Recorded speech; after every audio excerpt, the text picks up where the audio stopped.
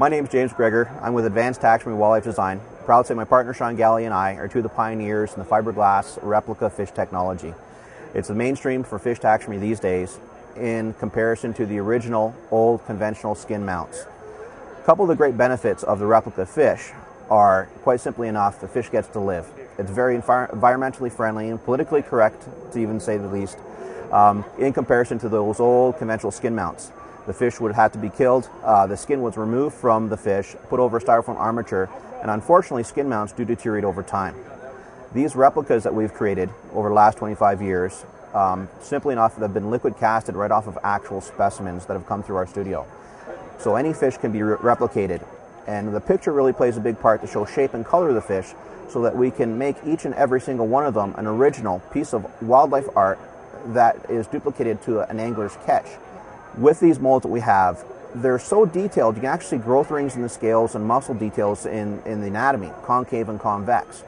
So ultimately, they're a more true to life end product. Even though they're a replica, they're a more true to life end product than using the original skin, as the original skins would go through a shrinkage in the fleshiness, making it look like a shriveled up fish as opposed to a fleshy fish. And that's the great thing too with what we do. We do wall mounts, do table mounts, we can do wildlife habitats, and as I mentioned, make every single piece an original piece of wildlife art of a trophy catch that an angler has achieved. The great thing about the replicas is it's the same cost as the skin mounts. There's not an additional charge. It's just worked out that it's a better looking, longer lasting end product for the same value as these fish mounts of the old conventional means that were, again, they had to be killed.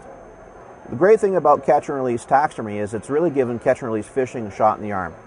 When you're going fishing now, you don't have to keep the fish to get your trophy mount, and that really helps the ecosystem.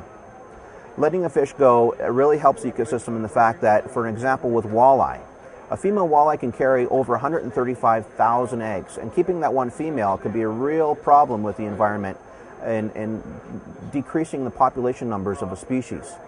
Letting that fish go, when that female drops the 135,000 eggs, those are not so much 135,000 adult walleye for other anglers to catch, but a very focal part of the ecosystem as the small walleye are fry and food for larger fish, and keeping the whole ecosystem in balance. So definitely the fiberglass replicas really help that in the fact that an angler has the option to let the fish go and not worry about, hurting the environment or needing that fish for the trophy mount. And it just continues their ability to fish longer because they're not reaching their catch and keep or possession limits as early. They continue fishing, and it just is an all-around great way of helping the environment.